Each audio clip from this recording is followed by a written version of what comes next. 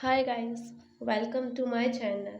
चलिए my way friend के part 5 को स्टार्ट करते हैं। पिछले पार्ट में हमने देखा था कि हीलर ने जब मेंग्याओ की जांच की थी तो उन्होंने बताया था कि ज़्यादा स्ट्रेस और अचानक से बेहोश होने के कारण इनका मिसकैरेज हो गया है। मेंग्याओ इस समय बेहोश था, इसलिए उसने कुछ भी नहीं सुना था। पर जब ये बात बाकी सारे लोग सुनते हैं तो उनके सिर पर दुखों का पहाड़ टूट जाता है, क्योंकि वो बेबी आने वाला फ्यूचर हायर हो सकता था। दिन बीतने लगे, मेंग्याओ और जीशुन भी रिकवर होने लगे थे।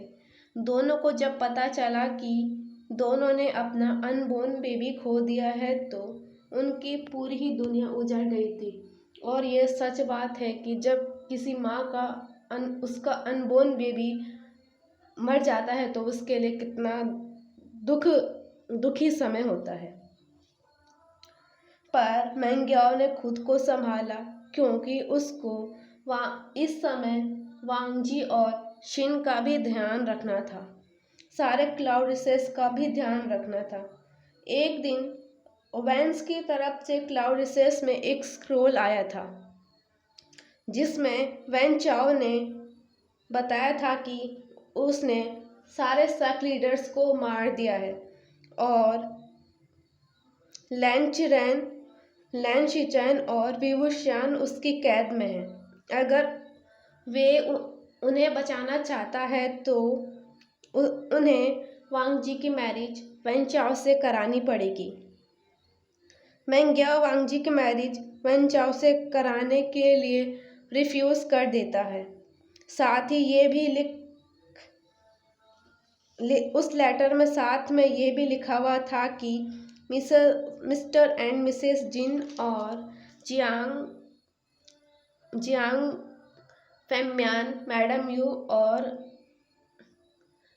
नी शिनजुन और मैडम नी की डेथ हो चुकी है। मेंग्याओ सभी से कहता है कि हम कोई ना कोई रास्ता ढूंढ लेंगे सभी को बचाने का, पर मैं वांगजी की मैरिज वेन चाओ से कभी नहीं होने दूंगा।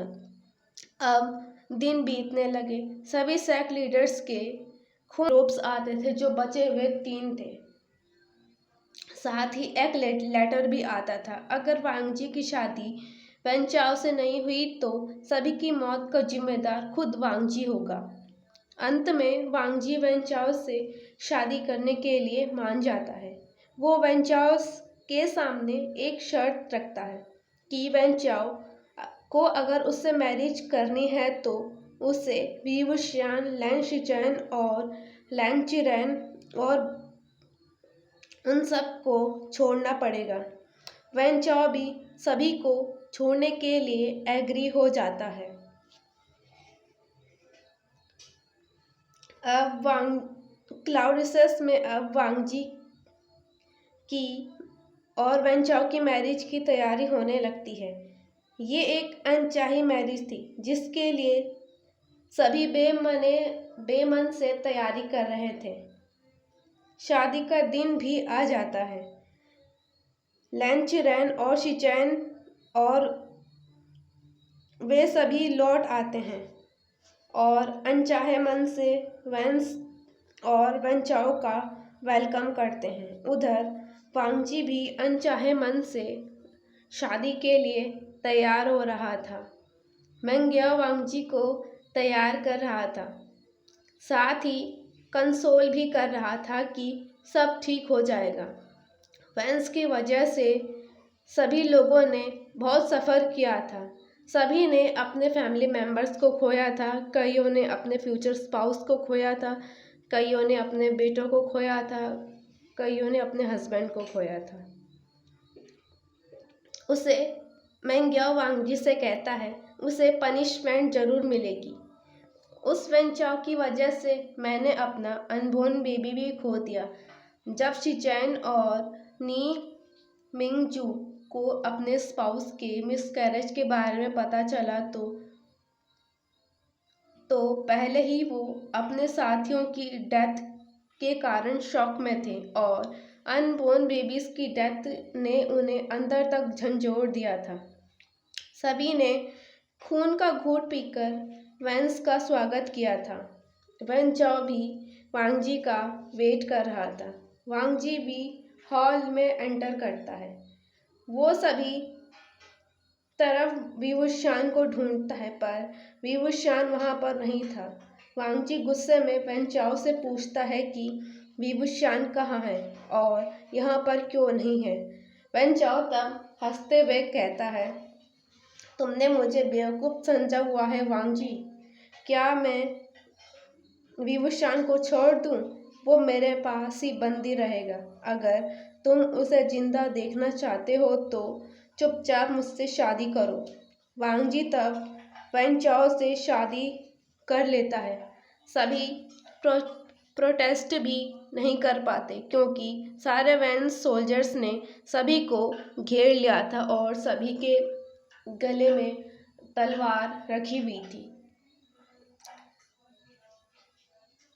वांग जी की अनचाही शादी वेन चाओ से हो जाती है, जो उसने सपना देखा था कि उसकी शादी धूमधाम से विवुशान के साथ हो रही है और विवुशान उसका होने वाला हस्बैंड है। वांग जी का वो सपना टूट गया था। वांग जी वेन चाओ और सभी वेंस के साथ वे वैन पैलेस में आ जाता है। सर्वेंट्स वांग जी को वेडिंग रूम में लेकर जाते हैं।